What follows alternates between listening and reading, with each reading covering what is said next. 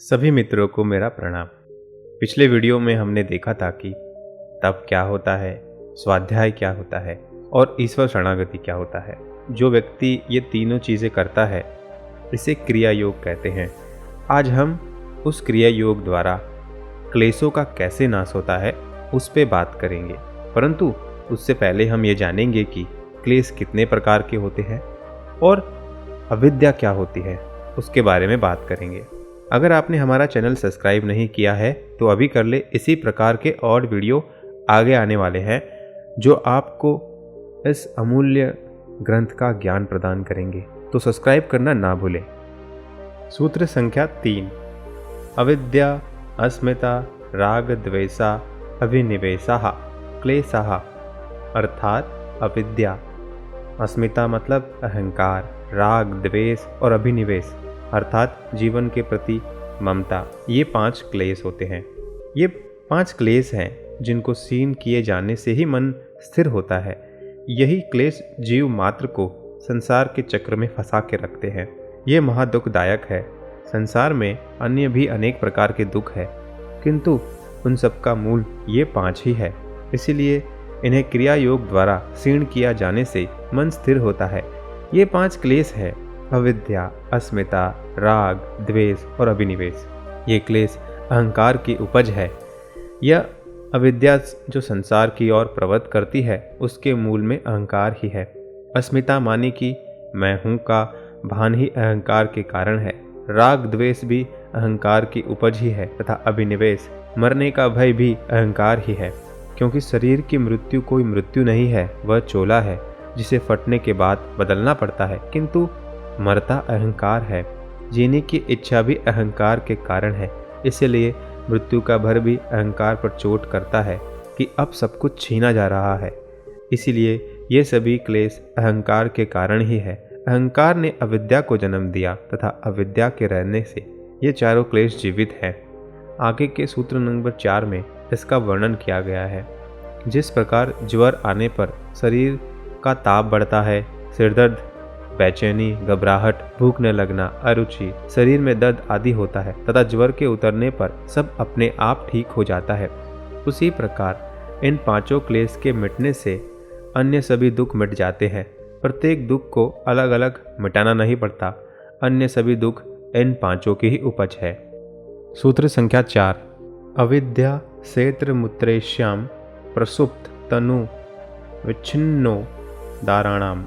अर्थात अविद्या ही अस्मिता, राग, द्वेष और अभिनिवेश क्लेशों का उत्पन्न करती है, जो प्रसुप्त, स्थिल, विच्छिन्न अर्थात दबे हुए तथा उदार होकर इन चारों प्रकार की अवस्था वाले होते हैं। पिछले सूत्र में 5 क्लेशों का वर्णन है। उसमें अस्मिता, राग, द्वेष और अभिनिवेश इन चारों क्लेश का कारण अविद्या है। इसीलिए जब तक अविद्या जीवित है इन क्लेशों को मिटाना का कोई उपाय नहीं है, किंतु अविद्या के नाश होने से ही सबका नाश होता है।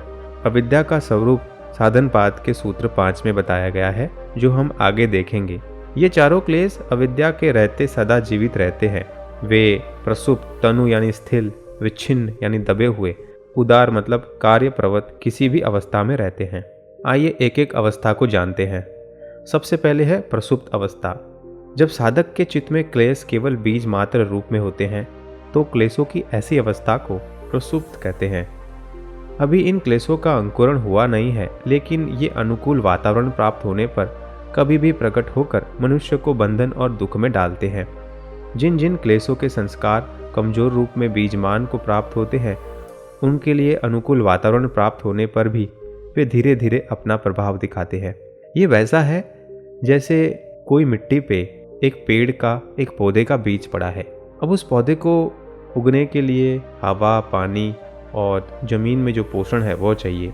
अगर ये तीनों मिल जाएंगे तो वह पौधा अंकुरित होकर एक दिन पेड़ बन जाएगा। उसी प्रकार ये जो हमारे संस्कार है वह बीज मात्र रूप में पड़े रहते हैं, जिन्हें प्रसुप्त कहते हैं। वे कभी भी अंकुरित हो सकते हैं। दूसरे हैं तनु, स्थिर। चित्त में जब क्लेश थोड़ा बहुत उगा हुआ रहता है, न तो केवल बीज रूप में है और न ही पूर्ण रूप से अंकुरित, क्लेशों की ऐसी अवस्था जब उनकी शक्ति क्षीण रूप में होते हैं और उनके कार्य रूप में प्रवृत्त होने की प्रबल शक्ति नहीं होती। यदि कोई भी अनुकूल परिस्थिति आ जाए तो वह तनु अवस्था से उदार अर्थात कार्य रूप में शीघ्रता से आ जाते हैं।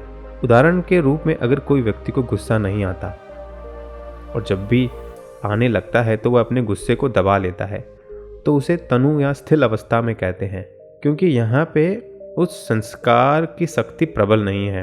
और योगी यही काम योग में करता है कि वह अपने संस्कारों को निर्बल करता है। तीसरी अवस्था है विच्छिन्न।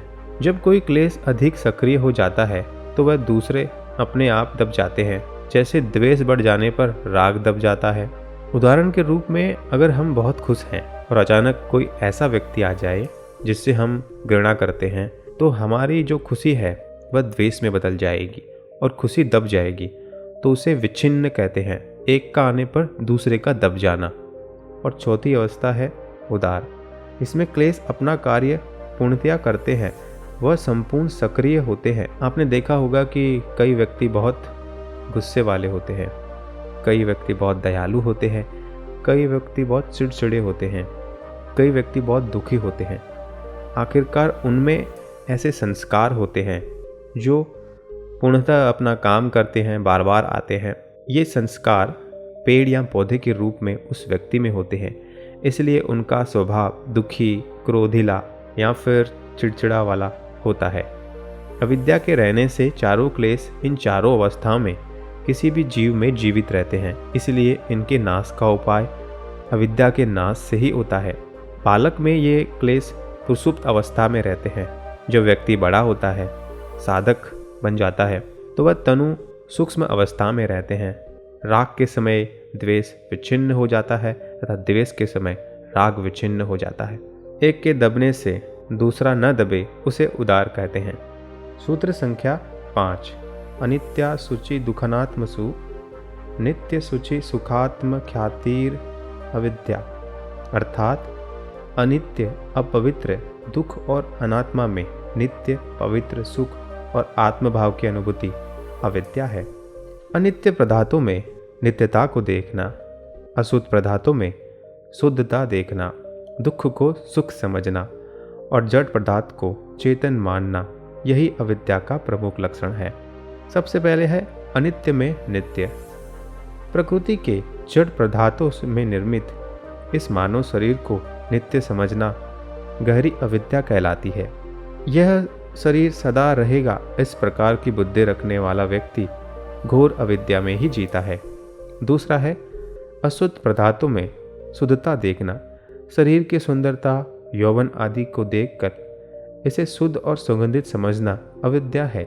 शरीर तो स्वभाव से ही अशुद्ध है, इसके बार बार शुद्ध न किया जाए तो यह अशुद्ध का घर बन जाता है। अशुद्ध शरीर को नित्य और शुद्ध मानना ही अविद्या है। तीसरा है दुख को सुख समझना। इस दुनिया में जितने भी सुख हैं उनका मूल रूप दुख ही है।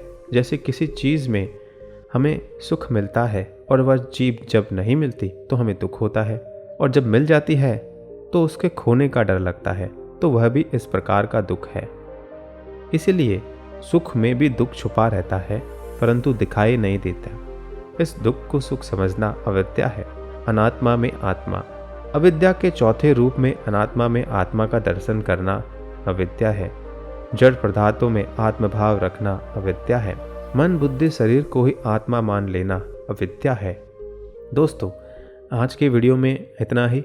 अगले वीडियो में हम अस्मिता, राग, द्वेष और अभिनिवेश के बारे में चर्चा करेंगे। तो हमारे चैनल के साथ बने रहिए। इस चैनल को सब्सक्राइब कर लीजिए और इस वीडियो को लाइक कर दीजिए। धन्यवाद।